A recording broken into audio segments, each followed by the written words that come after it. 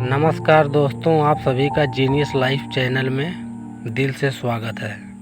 आज की वीडियो में जो कहानी हम आपको बताएंगे, अगर उस कहानी को आपने समझ लिया तो आपका जीवन बदल जाएगा। सबको लगता है कि वह बुद्धिमान है, लेकिन क्या आपने अपने आप से कभी पूछा है कि आप बुद्धिमान हैं या मूर्ख हैं?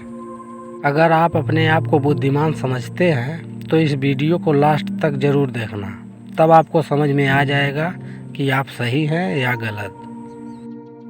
एक गांव के संबंध में मैंने सुना है कि एक दिन वहां अचानक एक जादूगर आ गया था और वहां उस गांव के कुएं में उसने एक पुड़िया डाल दी थी और कहा था कि जो भी इस कुएं का पानी पिएगा वो पागल हो जाएगा। एक ही कुआं था उस गांव में। एक कुआं और था, लेकिन वह गांव का कुआं न था, वह राजा के महल में था। शाम होते होते गांव के हर एक आदमी को पानी पीना पड़ा, चाहे पागलपन की कीमत पर भी पीना पड़े, लेकिन मजबूरी थी, प्यास तो बुझानी पड़ेगी, चाहे पागल ही क्यों ना हो जाना पड़े। गांव के लोग अपने आप को कब तक रोकते। उन्होंने पानी पिया और सांझ होते होते पूरा गांव पागल हो गया। सम्राट बहुत खुश था, उसकी रानियां भी बहुत खुश थी। महल में गीत और संगीत का आयोजन हो रहा था।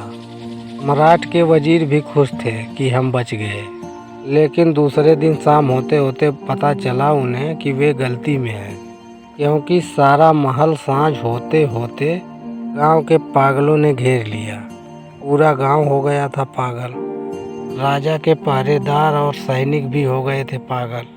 सारे गांव वालों ने राजा के महल को घेर कर आवाज़ लगाई कि मालूम होता है कि राजा का दिमाग खराब हो गया है। हम ऐसे पागल राजा को सिंहासन पर बर्दाश्त नहीं कर सकते। महल के ऊपर राजा ने खड़े होकर देखा कि अब बचाव का कोई उपाय न था। राजा अपने वजीर से पूछने लगा कि अब क्या होगा। हम तो सोचते थे कि भाग्यवान हैं कि हमारे पास अपना कुआं है, आज ये महंगा पड़ गया। सभी राजाओं को एक न एक दिन अलग कुआं महंगा पड़ता है, सारी दुनिया में पड़ रहा है। जो अभी भी राजा है उसको कल कुआं महंगा पड़ेगा। अलग कुआं खतरनाक है, लेकिन तब तक ख्याल नहीं था। वजीर से राजा कहने लगा, क्या होगा अब? वजीर ने कहा, अब कुछ पूछने की ज़रूरत नहीं है, आप भागे पीछे के द्वार से और गांव के उस कुएं का पानी पीकर जल्दी लौट आए, अन्यथा यह महल खतरे में है। सम्राट ने कहा, उस कुएं का पानी? क्या तुम मुझे पागल बनाना चाहते हो? वजीर ने कहा, पागल बनने बिना बचाव का कोई उपाय न है। राजा भागा, उसकी रानियां भागी। उन्होंने जाकर उस कुएं का पानी पी लिया। उस रात उस गांव में एक बड़ा जलसा मनाया गया। सारे लोगों ने खुशी मनाई, बाजे बजाए, गीत गाई और भगवान को धन्यवाद दिया कि हमारे राजा का दिमाग ठीक हो गया, क्योंकि राजा भी भीड़ में नाच रहा था और गालियां बक रहा था।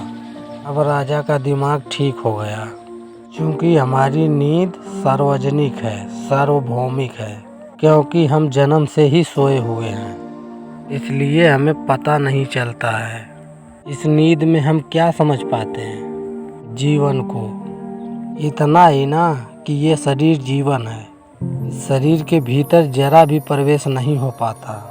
यह समझ वैसी ही है जैसे कि कोई राजमहल के बाहर दीवार के आसपास कोई घूमता हो और ये समझता हो कि राजमहल उसका है।